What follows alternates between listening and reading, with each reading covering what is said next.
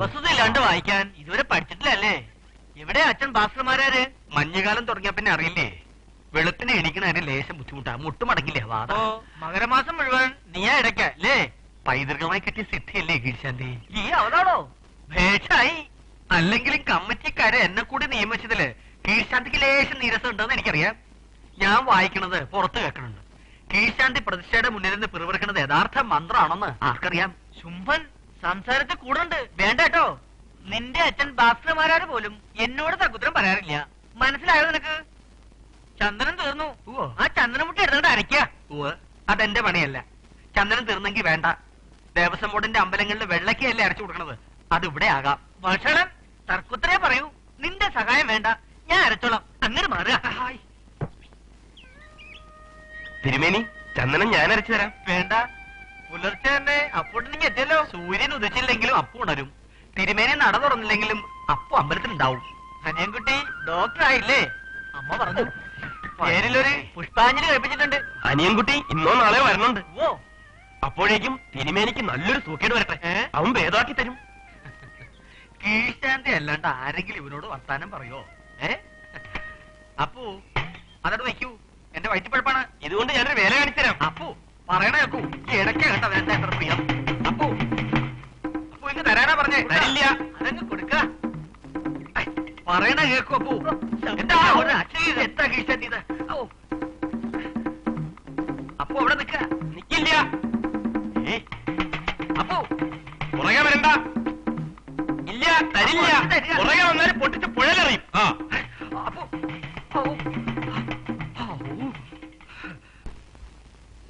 രാവിലെ ഒരു പത്രം മാത്രം വായിച്ചിരുന്നാ മതിയോ? നേരെ പറമ്പിലെ മാധവമേനെ കാണുമെന്ന് പറഞ്ഞിട്ടുണ്ടല്ലേ? മറന്നിട്ടല്ലടോ, ചന്ദ്രൻ നിന്ന് വരും, അവൻ വന്നിട്ടിറങ്ങാമെന്ന് വെച്ചിട്ടാ. അപ്പൊ പഠിപ്പെല്ലാം പൂർത്തിയായോ? ഇനി എന്തൊക്കെയോ ഉണ്ടെന്നാ പറയണേ. അപ്പുണ്ടച്ചാ, അപ്പുണ്ടച്ചാ, അപ്പുണ്ടച്ചാ. ഇവിടെ ഇവിടെ. ഓ അവിടെയാണോ? ഞാൻ കണ്ടില്ല. എന്താ നശിപ്പിച്ചു? ഇപ്പൊ പൂർണ്ണമായി നശിച്ചിട്ടുണ്ടാവും. നശിപ്പിച്ചോ? എന്റെ ഇടയ്ക്കും തട്ടിപ്പറിച്ചോണ്ട് അപ്പു ഓടി. പുറകെ ഞാനും ഓടി. പുറകെ ചെന്നാ ഇടയ്ക്ക പൊട്ടിച്ച് പുഴയിലെറിയൂന്ന് പറഞ്ഞു. ഞാൻ തിരിഞ്ഞോടി. അതിന് തിരിഞ്ഞോടി നീ എന്തിനാ ഇങ്ങോട്ട് വന്നേ? തിരിഞ്ഞോടാണ്ട് ഞാൻ എന്താ ചെയ്യുക? ഒതുക്കത്തി പറഞ്ഞ് വാങ്ങിക്കാൻ പാടില്ലായിരുന്നു. ഒതുക്കത്തി പറഞ്ഞു വാങ്ങാൻ ആളെ കിട്ടുന്ന പിള്ളേരച്ച ശാസിച്ച് വളർത്തണം. ഞാനൊന്ന് ഉപദേശിക്കാ വെച്ചാല് നിങ്ങൾ എന്നെ മേക്കിട്ട് കയറുമല്ലോ. ഉപദേശിച്ചു എട്ടും പൊട്ടും തിരിയാത്തവനെ ഉപദേശിച്ചിട്ട് എന്താ കാര്യം? എന്നിട്ട് അവൻ എവിടെ? ഹനുമാൻ പറയുടെ നെറുകെ കയറിയെന്നതേ ഈ അടി വീശി അടിക്കണ കാറ്റും പോരെങ്കിൽ വഴുക്കലും. എത്ര തവണ താഴേക്ക് ഇറങ്ങി വരാൻ പറഞ്ഞിട്ട് വരണില്ല. ദൈവമേ, ഭാസ്കര താനൊന്ന് ചെല്ലുക. ഞാനോ? ആ ഇപ്പോഴോ? പിന്നല്ലാതെ. മേലാത്ത കാലം കൊണ്ട് മല കയറാൻ പോവാ. വലിഞ്ഞു കയറുന്നതിന് മുമ്പ് അവസാനമായിട്ട് എന്റെ അമ്മ വന്നൊന്ന് കണ്ടോളൂ വെച്ചാ. നല്ല മോൻ. താനൊന്ന് വേഗം ചെല്ലുക. ഓ, എന്താ അമ്മ ഉണ്ടായേ? ആ അസത്തെ ഏതോ മലയമ്മ കയറി നിൽക്കുക അത്രേ. മാരണം. ഓരോ ദിവസം ഓരോ തലവേദന ഉണ്ടാക്കും. ഇത്തിരി വേഗത്തിൽ നടക്കച്ചാ.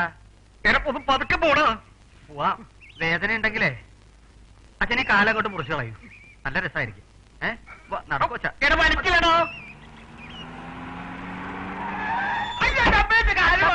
ബ്രേക്ക് ഇട്ട കാലിനൊന്നും പറ്റില്ല. എന്ത്? ചന്ദ്രനായിരുന്നു. സൂര്യനെന്ന് വിചാരിച്ചോ? ഒന്ന് പോടാ. അച്ഛനും മകനും കൂടെ രാവിലെ ഓട്ടപ്പന്തവാ. ഒന്നും പറയണ്ട എന്നെ ചന്ദ്ര. ഇവന്റെ ഇടയ്ക്ക് വാങ്ങി അപ്പു അനുമാനം പാറയുടെ നെറുകിക്കറി നിൽക്കുക. അതെയോ? ഉവ്വ്. ഇടക്കായ്ക്ക് എന്തെങ്കിലും തകരാറ് സംഭവിച്ച ദേവസ്വം ഇടക്കാൽ ആശ്വാസം എനിക്ക് തരില്ല. ഉവ്വ. അപ്പോട്ടിന് അങ്ങനെ ഒന്നും ചെയ്യില്ല. പിന്നെ ആരാ ഈ നാട്ടിൽ ഇമാതിരി കാര്യങ്ങൾ ചെയ്യാ? ചന്ദ്രൻ അറിയോ എന്തെല്ലാം കൊള്ളരായ്മ അവൻ ചെയ്യണമെന്ന്? അമ്പലത്തിൽ കയറിയ ഇടയ്ക്ക വലിക്കുക, കിണ്ടി എടുത്ത് പുഴയിലെറിയ, തിരുമേനിയുടെ പൂണിലുമേ ഞാൻ കളിക്കുക. നല്ല ചുട്ട അടി കൊടുക്കാണ് വേണ്ടത്.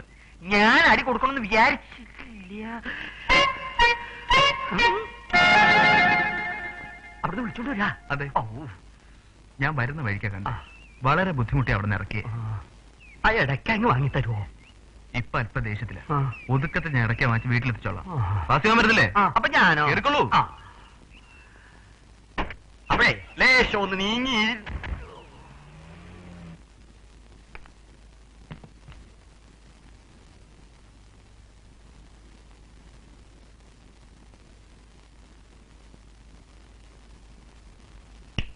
ഹായ്.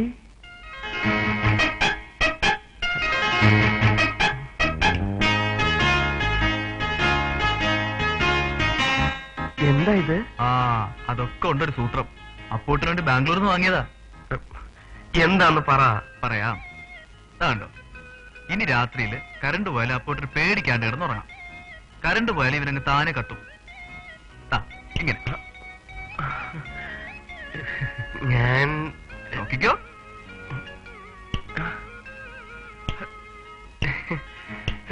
നല്ല രസമുണ്ട്. ഉണ്ണിമായക്ക് എന്താ കൊണ്ടുവന്നേ? ഉണ്ണിമായ്ക്ക് മാത്രമല്ല, അപ്പോട്ടിനുണ്ട്. ഉടുപ്പ്, പാന്റ് ഒക്കെ പെട്ടിയിലുണ്ട്. വാ.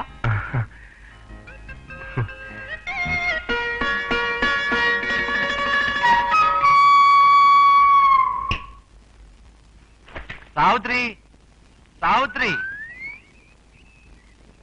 എന്തിനാ രാവിലെ കിടന്ന് വിളിച്ചു പോണേ? പഠിപ്പ് കഴിഞ്ഞ് ചന്ദ്രൻ വന്നൂന്ന്. ഓ, വരുന്ന വഴിക്ക് മോളെ കണ്ടിട്ടാ തറവാട്ടിലേക്ക് പോയേ. ഒന്ന് അങ്ങോട്ട് കേറാൻ പാടില്ലായിരുന്നോ? നീ ഇതങ്ങോട്ട് വെച്ചേ, ഞാൻ അവിടെ വരെ പോയിട്ട് വരാം. കുടിക്കാൻ സംഭാരം എടുക്കട്ടെ? ഒന്നും വേണ്ട.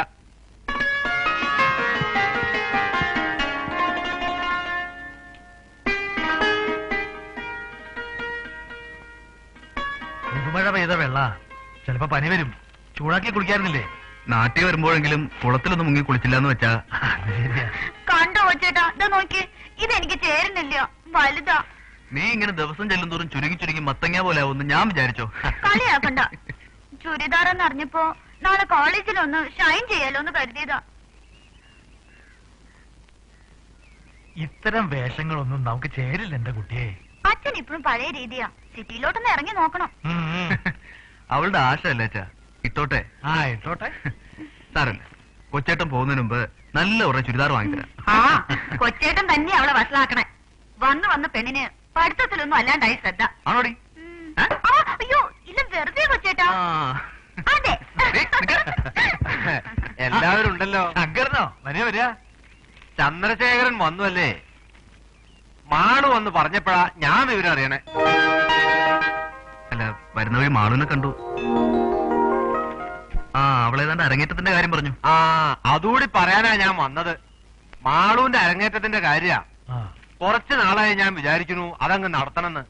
ഇപ്പൊ എല്ലാരും ഒത്തുകൂടിയ സ്ഥിതിക്ക് ഇത് നീട്ടണ്ടാൻ തീരുമാനിച്ചു.